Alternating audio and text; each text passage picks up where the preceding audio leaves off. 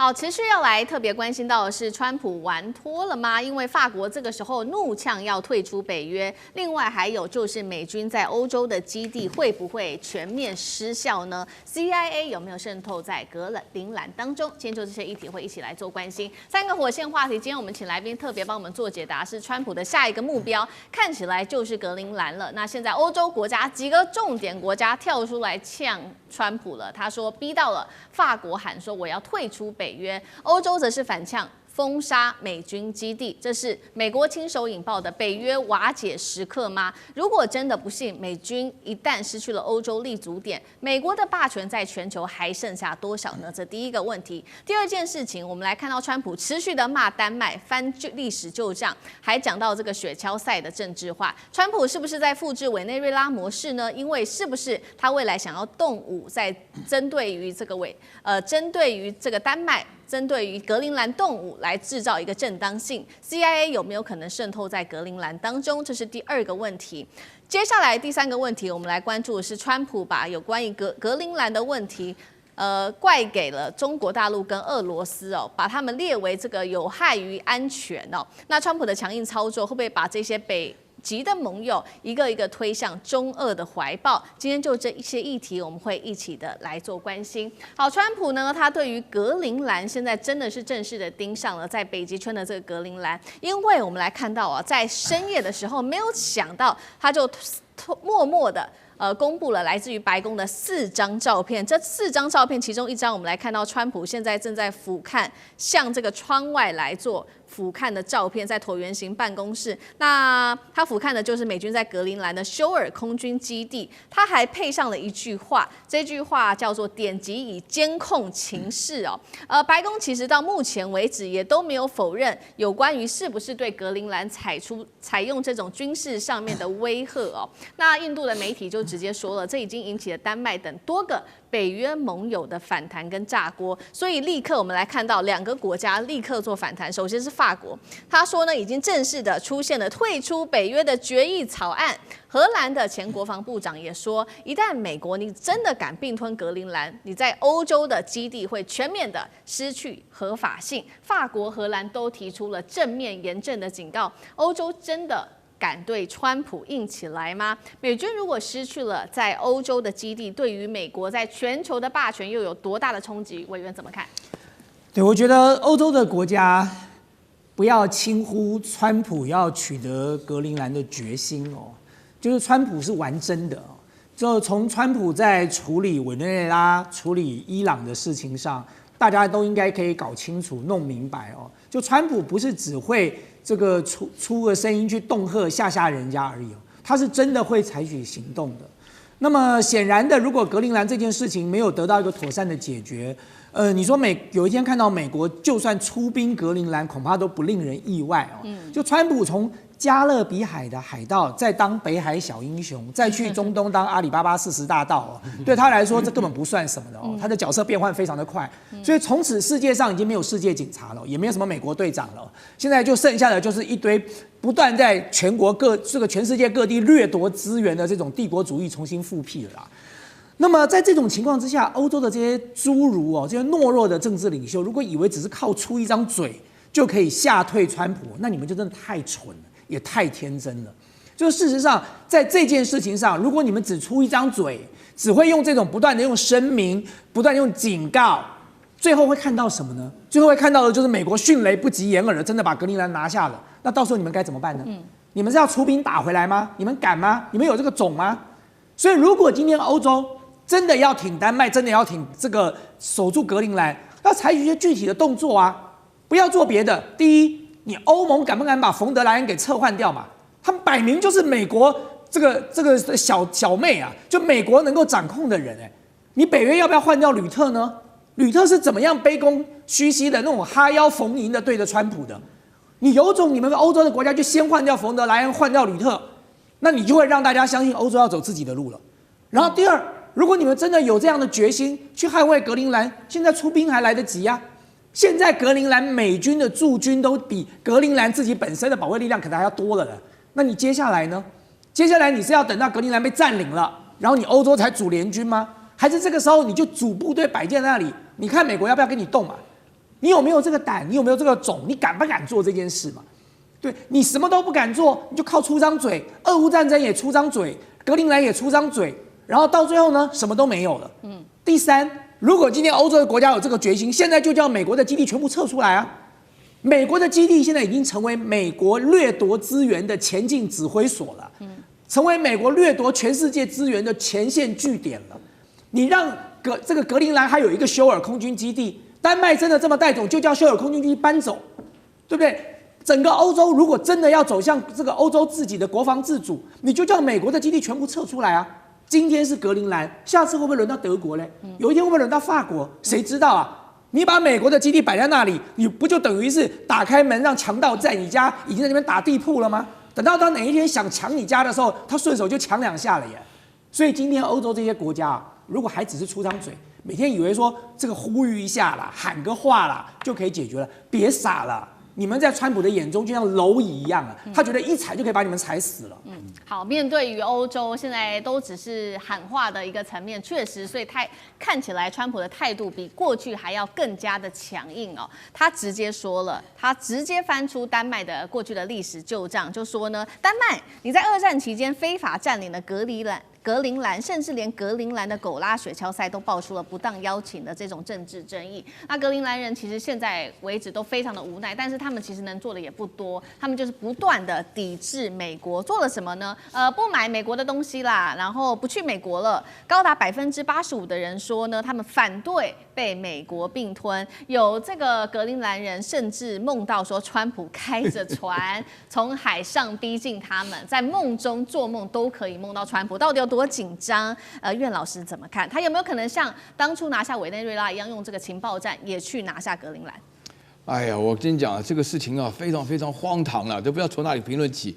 大家要知道，格陵蘭211萬平方公里，一共只有5.6萬人吶，而且絕大多數都集中在他們的南方啊。格陵蘭有75%以上的土地是在北極內啊，這根本就沒辦法居住。那麼川普現在的話呢，搞到格陵蘭的話呢，他自己的一個想法啊，就是說第一點，他眼裡根本就沒有北約了，更不要說是歐洲了啊，他會覺得歐洲就是廢物啊，看着对他來講的話呢，賠錢貨。那第二點的話呢，就是說川普本身呢，他要格陵蘭的目的是什麼呢？他要資源，他要這個地緣位置啊，他要這個北冰洋的航道，因為的話呢。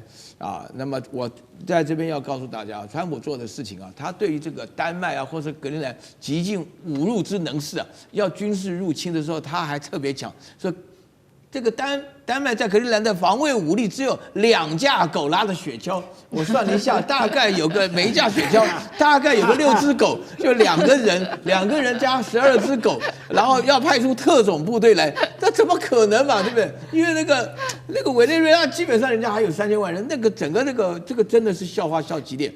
但是我告訴大家，真正的目的哈，川普的目的是這樣子的，他要當汉武大帝，因為他發覺他的期中選舉。到了今年11月的時候，他真的有很大的麻煩，他一定要又開疆闢土，就講到說我對了美國的話呢，占下了這211萬的平方公里的土地啊，那麼就是一個很偉大。那我覺得美國確實有很多人相信能夠開疆拓土的。皇帝也好，國王也好，總統也好，那麼基本上都是個很能幹的，這是他真正的目的了。因為要格陵蘭的話呢，然後他就亂講，說什麼中國、俄國，如果我們現在不佔領的話呢，中國、俄國就要佔領，那怎麼可能的事情呢？因為這個是一個破壞了這個戰後的秩序。就最有趣的是，那個俄國的那個梅德韋傑夫了，當過總統的，他講說你要快一點啊，你要快點出兵啊，要不然格陵蘭一公民投票又變成俄羅斯的了，這變成笑話了嘛？是，好，確實哦，所以這個川普現在要拿下這格陵蘭，如這個因為老師幫我們看到了，除了抬升自己的政治聲望之外，剛剛老師也幫我們特別提到了，還有資源，還有戰略哦，因為它的位置其實相对來說真的非常重要。格陵蘭，我們看一下這一顆地圖，其實呢，它呢握有稀土、鈾礦、能源命脈之外。它的地圖上面可以看到，它是卡住整個北極航道的，同時跨越了歐美之間的一個距離哦，所以呢，也是這個北大西洋跟北極戰略的一個戰略咽喉。那川普又不斷在這個時候拿中國大陸跟俄羅斯當借口，說他們一直不斷的靠近這個地方。那中國大陸跟俄羅斯也跳出來痛罵川普。我們來看到中國說的，中國說。他們在北極的一切行動完全符合國際法。俄羅斯也酸說，美國啊，你再拖下去，格陵蘭恐怕會先公投加入俄羅斯。接下來有沒有可能格陵蘭對於中國大陸跟俄羅斯的態度會比過去更開放？看着自己盟友川普对他們這樣，有沒有可能他們改變態度？幹哥怎麼看？我覺得俄羅斯總統開這個玩笑蠻有趣的，就是說你趕快哦，你趕快動手哦，哈，川普，不然的話，到時候他們一公投的話，他們可能要倒向俄羅斯哦，哈，對不对？他是開一個玩笑，可是我可以告訴各位，其實格陵蘭人他們完全不想當丹麥公民，更不想當美國人，他們想要獨立，他們的種族叫做因紐特人。啊，因紐特人其實坦白講就是愛斯基摩人的一支，他們認為格陵蘭是他們的故土，啊，是祖靈之地。雖然人數真的很少，你知道格陵蘭上只有兩種人，一個就是原住民因紐特人，另外一個就是北歐海盜，就是丹麥人啊，丹麥人之前他就是维京海盜，然後慢慢到了現代化的話，他其實老實講一句，全世界很少有地方人口越來越少的，格陵蘭就是一個地方。他以前在2戰期間左右，人口最高峰的時候，大概有8萬人，現在剩下多少？5.7萬，越來越少。為什麼會越來越少？實在生存條件太惡劣了，所以只能夠派出狗拉雪橇去守邊防，沒有辦法派真正的軍隊，因為軍隊會活不下去。大家了解說，必須要知道，其實，在格陵蘭從2次大戰到現在都有一支美軍在那邊，川普每天叫，但是世人不知道，都已經忘記了。美軍在格陵蘭島上有，美軍一直在皮圖菲克空軍基地，結果現在這個皮圖菲克空軍基地已經提升為什麼？成為太空軍基地了。美國對格陵蘭其實老實講一句，他流口水不是今天才開始流，他在18世紀200年前。國會當初，美國國會當初要用550萬，當時的550萬哦，現在都不知道是多少億了哈，要跟丹麥買，就那個時候國會反對，不是丹麥反對，國會反對說你已經買了阿拉斯加那個鳥不生蛋的地方，你現在還要再去買一個格陵蘭那個更鳥不生蛋的地方，你都在北極裡面，對不對？我們要派誰去呢？所以後來就打消此念了。那大家曉得，如果當初他們順勢買下格陵蘭的話，我跟你講，整件事情現在就不會再發生。對，美國也可以容易，那很容易，就是說他會把北冰洋的霸權都抓在手上。所以大家了解，其實老實講一句，因紐特人啊，他們只想要獨立，但是呢，他们對於美國來接收是有疑慮的。你知道為什麼？因為他們認為說，給1萬到10萬的美金來收買我們人心，有些人是動搖了。但絕大部分人是認為說不可能，沒門。丹麥總理跟丹麥的這個總督也講說沒門啊，不可能，你不可能賣土地，那叫賣祖產嘛，對不對？沒有人能夠這樣做。但問題是，格陵蘭一直在丹麥的手上，不會開發，也不會進步。我剛才講了，人口越來越少，那當然他到最後，他不想靠攏美國，他也不想啊。這個就是說也獨立不成的話，他是不是會倒向中國？因為中國會跟他理性的談條件，我來協助你開發。你到現在稀土沒辦法挖，我來幫你挖。為什麼？全世界沒人做得到，就我中國做得到。要不要跟我們合作？我覺得中國在這方面是可以多琢磨一點力氣的。好，謝謝。同時，你說剛才我們在講說法國，他說他要退出北約，對，其實法國不需要講退出北約啊。法國說要退出北約是一件很奇怪的事情，北約是要自己保護自己的。然後你忽然說美國這個侵略了北約的盟國，所以我就退出了，那代表什麼呢？這代表你閃一邊去看了嘛。對。如果今天法國真的帶種，你只要宣布一件事就好了，格陵蘭就不會落入美國手上了。你現在宣布你法國對格陵蘭提供核武保護傘，就這麼一句話就夠了。對，你法國已經對這個北約的一些國家做過承諾了，你要不要針對整個北約的國家都做出承諾呢？只要北約任何一個國家被攻擊，我的核武保護傘就提供了。美國可以為南韓提供核武保護傘，你法國敢不敢對格陵蘭提供？川普就怕核彈啊！全世界他什麼都不怕了，他就怕核彈。所以為什麼金正恩是他的好朋友？為什麼這個習近平是他的好朋友？為什麼普丁是他們的好朋友？因為他們有核彈。